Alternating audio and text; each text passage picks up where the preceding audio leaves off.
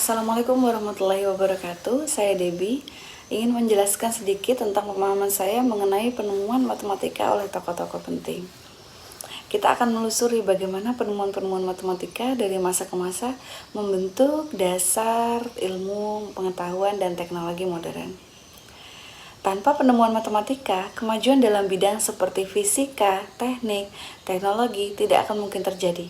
Setiap rumus, teorema, dan konsep yang ditemukan menjadi batu loncatan bagi inovasi yang kita nikmati saat ini. Museum dan pusat pembelajaran berperan penting dalam mengenalkan sejarah matematika kepada masyarakat.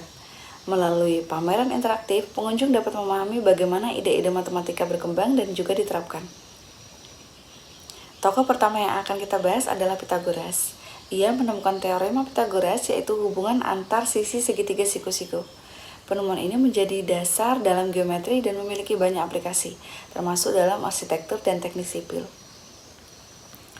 Selain dalam geometri, Pythagoras juga menghubungkan matematika dengan musik. Ia menemukan bahwa interval nada dapat dijelaskan melalui rasio bilangan sederhana.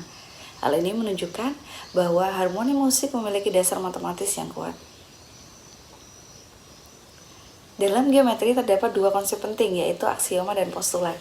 Aksioma adalah prinsip dasar yang diterima sebagai kebenaran umum, sedangkan postulat adalah pernyataan yang diterima tanpa adanya pembuktian formal.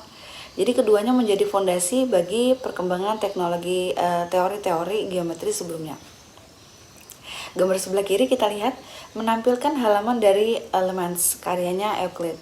Jadi hukum klasik yang berisi dasar-dasar geometri. Sedangkan gambar di sebelah kanan memperlihatkan berbagai bentuk geometri seperti segitiga, lingkaran, persegi. Contoh visual dari postulat dasar yang digunakan dalam konstruksi geometri modern. Archimedes adalah tokoh besar dari Yunani kuno. Ia menemukan prinsip tuas yang menjelaskan bagaimana gaya dapat digunakan untuk mengangkat beban besar. Selain itu, ia juga mengembangkan metode menghitung volume benda 3 dimensi yang menjadi dasar bagi geometri ruang. Kita lihat gambar sebelah kiri menggambarkan Archimedes sedang memegang tuas besar, simbol dari penemuan prinsip tuas yang ia rumuskan. Gambar sebelah kanan memperlihatkan ilustrasi metode perhitungan volume bola dan silinder, menunjukkan konsep perbandingan volume yang ditemukan oleh Archimedes. Archimedes juga menemukan hukum daya apung yang menjelaskan mengapa benda bisa mengapung di air. Menurut hukum ini, gaya ke atas yang dialami benda sama dengan berat cairan yang dipindahkan. Penemuan ini menjadi dasar dalam fisika fluida dan rekayasa maritim. Gambar kiri kita lihat memperlihatkan Archimedes di dalam bak mandi, momen legendaris saat ia menemukan hukum apung dan berteriak Eureka. Gambar sebelah kanan memperlihatkan sebuah benda yang sebagian tercelup dalam cairan dengan berbagai keterangan yang menunjukkan bagaimana gaya apung bekerja. Misalnya, ini ada weight of the object, artinya berat benda ya. Jadi panah yang mengarah ke bawah menandakan gaya gravitasi yang bekerja pada benda. Jadi besarnya gaya ini sama dengan berat benda ya, jadi massa dikali gravitasi. Kemudian buoyant force acting upward, jadi gaya apung ke atas. Jadi panah yang mengarah ke atas ini menunjukkan gaya ke atas benda dari cairan terhadap benda. Jadi gaya ini timbul karena tekanan cairan di bawah lebih besar daripada bagian atasnya. Kemudian ada submerged volume of object, jadi volume benda yang tercelup. Bagian benda yang berwarna lebih gelap atau lebih dalam di bagian cairan menggambarkan volume benda yang berada di bawah permukaan air. Nah, volume inilah yang menentukan besar gaya apung sesuai hukumnya Archimedes. Kemudian display fluid, cairan yang dipindahkan maksudnya ya. Jadi daerah yang sekitar benda yang diarsir atau diberi batas menandakan jumlah cairan yang volumenya sama dengan volume benda yang tercelup. Jadi berat cairan yang dipindahkan inilah yang setara dengan gaya apung, dengan besarnya si gaya apung tadi. Kemudian ada surface of the fluid, itu permukaan cairan. Jadi garis mendatar di bagian atas menunjukkan permukaan air atau batas antara cairan dan udara. Ini menandai level tempat benda mengapung sebagian atau seluruhnya. Kemudian center of buoyancy, jadi titik gaya apung. Jadi titik di tengah area cairan yang dipindahkan biasanya ditandai sebagai pusat gaya apung, yaitu titik tempat gaya apung bekerja secara efektif. Pada masa keemasan Islam muncul tokoh penting seperti Al-Khwarizmi yang dikenal sebagai bapaknya Al-Jabar nih. Ia juga memperkenalkan sistem bilangan desimal. Kemudian pada masa modern awal, René Descartes memperkenalkan sistem koordinat kartesius yang menghubungkan antara aljabar dengan geometri. Gambar kiri menampilkan manuskrip karyanya Al-Khwarizmi dalam bahasa Arab klasik. Cikal bakalnya istilah algebra. Kemudian sistem koordinat kartesius memungkinkan kita menggambarkan posisi titik dengan pasangan angka X, Y. Inovasi ini menghubungkan antara aljabar dengan geometri visual, membuka jalan bagi analisis matematis yang lebih kompleks. Dalam geometri modern, sistem koordinat digunakan untuk menganalisis bentuk dan posisi objek. Setiap titik yang memiliki pasangan koordinat yang unik memudahkan pemecahan masalah dan memperdalam pemahaman tentang hubungan antara aljabar dan geometri. Jadi gambar pertama kita lihat bidang koordinat dengan sumbu X, Y. Setiap titik direpresentasikan dengan pasangan angka, yaitu misalnya titik 2 sama 3, berarti bergerak 2 langkah ke kanan dan 3 langkah ke atas. Konsep ini menjadi dasar dari semua analisis posisi dan grafik.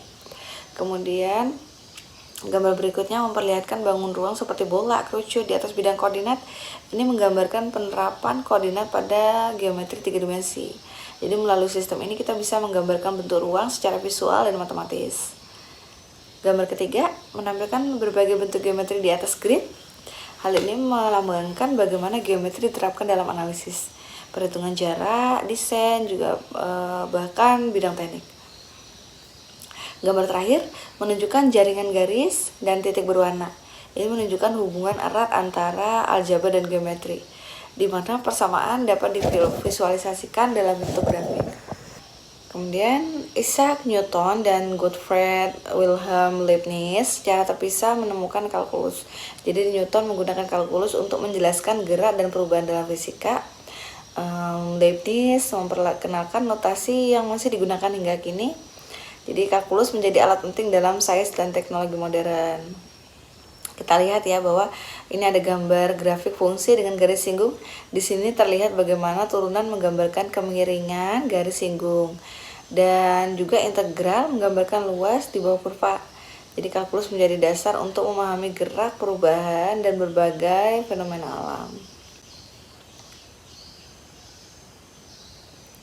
Kemudian ada Carl Friedrich Gauss, dikenal sebagai pangeran matematika. Ia mengembangkan teori bilangan yang menjadi dasar bagi cabang-cabang matematika modern.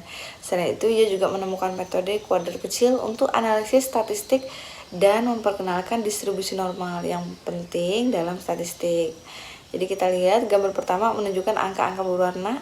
Ini menggambarkan penelitian Gauss terhadap bilangan prima dan kongruensi, jadi yang menjadi dasar teknologi bilangan modern.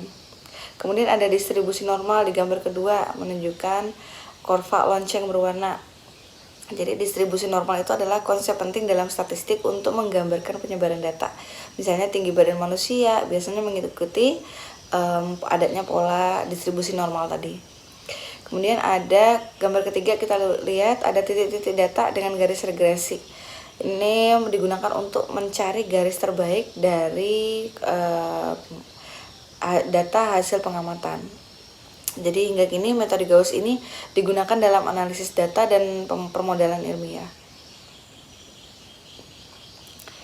Beberapa simbol penting dalam matematika modern antara lain simbol E. Gambar pertama memperlihatkan berbagai grafik eksponensial.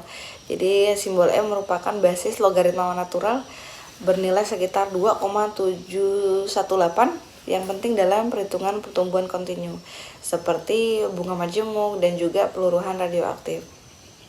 Kemudian simbol I, gambar kedua menunjukkan huruf I dengan latar belakang kompleks. Nah, ini mewakili bilangan imajiner dengan sifat I kuadrat sama dengan negatif 1. Jadi notasi ini memungkinkan kita memperluas bilangan real menjadi bilangan kompleks. Selanjutnya ada fungsi trigonometri. Yang kita lihat gambar terakhir, ada grafik sin, cos, dan tan. Jadi fungsi trigonometri ini membantu kita untuk memahami hubungan antara sudut-sudut dan panjang sisi dalam segitiga, serta digunakan dalam gelombang dan rotasi. Blaise Pascal memperkenalkan segitiga Pascal yang menggambarkan hubungan antara angka dalam kombinatorika. Jadi segitiga ini digunakan untuk menghitung kombinasi dan peluang dalam berbagai situasi. Penemuan ini menjadi dasar bagi teori peluang modern. Segitiga Pascal dilihat ya, kita lihat gambar yang pertama menampilkan segitiga angka berwarna. Jadi setiap angka di dalam segitiga merupakan jumlah 2 angka di atasnya.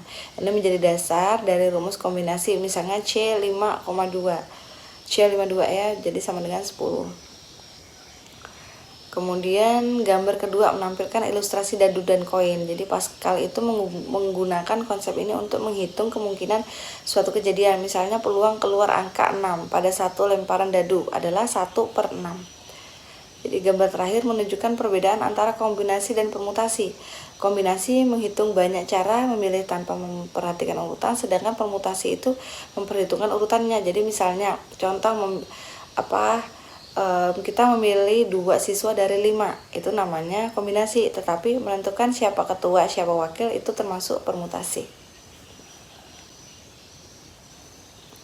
Matematika dari berbagai tokoh telah membentuk dasar ilmu pengetahuan modern. Tanpa kontribusi mereka, banyak teknologi dan teori yang kita gunakan saat ini tidak akan ada ya. Jadi museum dan pusat pembelajaran membantu menjaga warisan ini agar terus hidup dan dipahami oleh generasi berikutnya. Museum Matematika memberikan pengalaman belajar yang interaktif. Melalui model dan simulasi, pengunjung dapat memahami konsep yang kompleks dengan cara yang menyenangkan. Warisan matematika bukan hanya tentang angka, tetapi juga berpikir secara logis dan kreatif yang terus menginspirasi dunia hingga kini. Mungkin itu aja. Terima kasih. Assalamualaikum warahmatullahi wabarakatuh.